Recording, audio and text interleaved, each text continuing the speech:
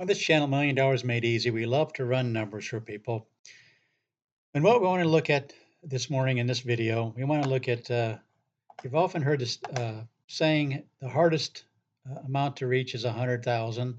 You've also said you can work for your money or your money can work for you. And nothing probably shows this more than this chart right here. This is somebody who would save 10,000 a year and got a 7% annual interest rate.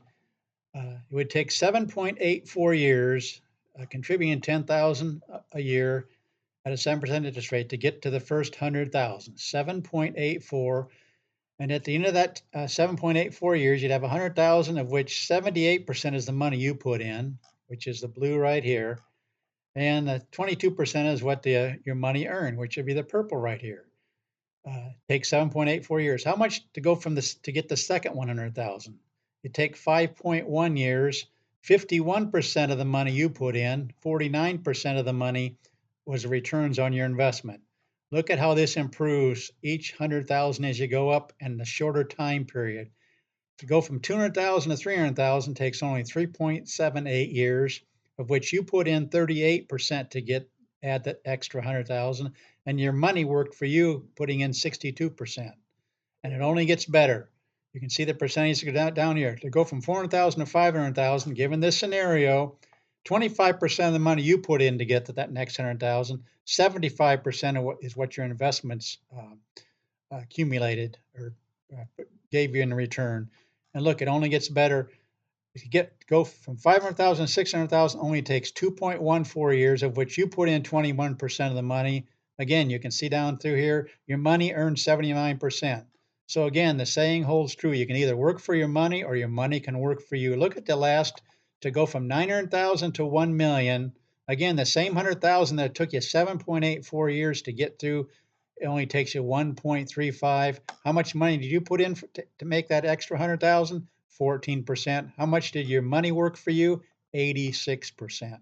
I just wanted to show you this, but I also want to actually show you in a graph how these numbers are arrived at. Here are the same numbers. Here's the same graph. Actually, if you add up these numbers right here, it adds up to 30.74 years. So a little over about 30 and 3/4 years it takes you to get to $1 million with 10,000 annual savings at a 7% interest rate. So I'm going to go ahead and run the numbers for you because that's what we do like to do on this channel is actually look at the numbers. Here's the graph we just looked at.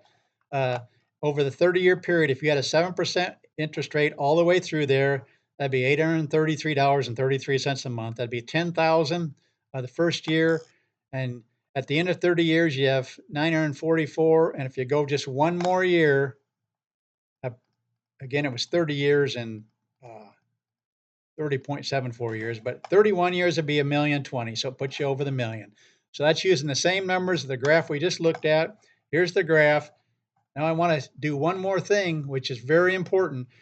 They always seem to run it at 7%. I'm not sure why money calculators say just put in 7%.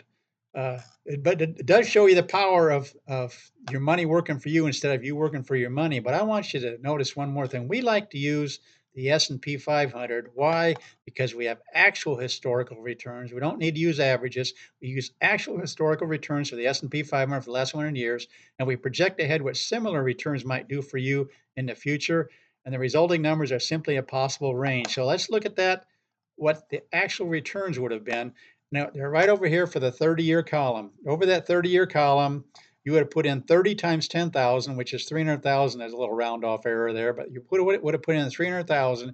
And yet, in the worst case scenario, in the last 100 years, for the S&P 500, the minimum you were going to find in this column is 1.197.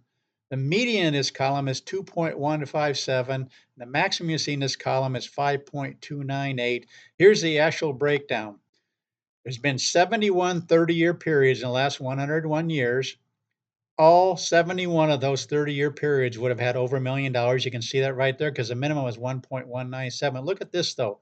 37 times you'd have over $2 million, and 17 times you would have over $3 million. But how did you get to these numbers? Let's go ahead and show you the graph here again. Let me go ahead and reset this. There's how you got to that. Actually, you got to 1.5 1.5 million right here. This is the 30-year graph. Look, it was a bumpy road, but you got to a lot more than $1 million.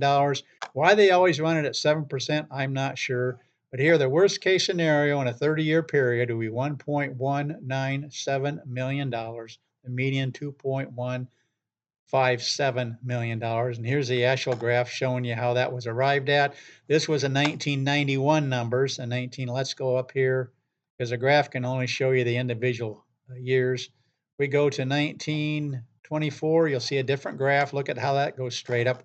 Why? Because you hit some down years going through the depression years, but then it just started shooting up. So at the last 10 years of that 30-year period, look how it shot up. How much did it shoot up? It shot up to 1.517 million, which is right there. No matter what year we pick, 1929 got you up to $3 million. Was it a smooth ride? No, it was a bumpy ride. Look at that. Let's look at a few other years, the graph going down through here. Got up to 3 million in 1937. You can see the 1937 numbers there. But that's what we like to do on this channel, run numbers for people. But I thought that was interesting, this graph showing you how much your own money is needed to be put in those initial years and how much your money actually works for you.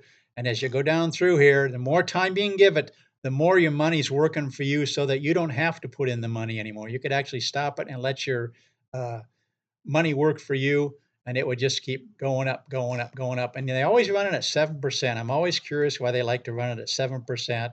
When you can see it's well over 7%. Again, if you do the 7% returns, you get to $1 million. But if you use these other ones over a 30-year period, the worst case scenario is 1.197. But 37 times you'd have over 2 million, 17 times you'd have over 3 million with this scenario. That's what we do on this channel. We run numbers for people. We show you all kinds of different ways that your money can accumulate. We show you the actual numbers rather than just graphs. Please consider subscribing to the channel. Please let your friends know about this channel. Let them know there's a channel out there that will run numbers for them. And we do all kinds of things like this. For anybody that asks, just put it in the comment section. Please share this video. Please like the video and let your friends know about it. And thanks for watching.